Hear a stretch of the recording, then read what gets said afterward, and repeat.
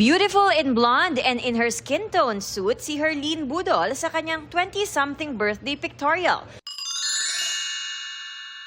Very nostalgic naman ang coffee bonding nina Barbie Forteza, Bea Binene at Joyce Ching, ang stars ng 2010 Kapuso youth-oriented show na Twin Hearts.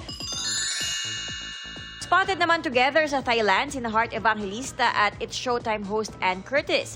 Very chic ang dalawa sa photos na shinare ng Kapuso fashion icon. Meanwhile, naka-wellness trip si Sangre Terra Bianca Umali sa Bali, Indonesia. Shinare niya ang kanyang activities tulad ng motorcycle ride at mga workout kabilang ang Pilates. In Hollywood news, Baby Bieber just turned 1.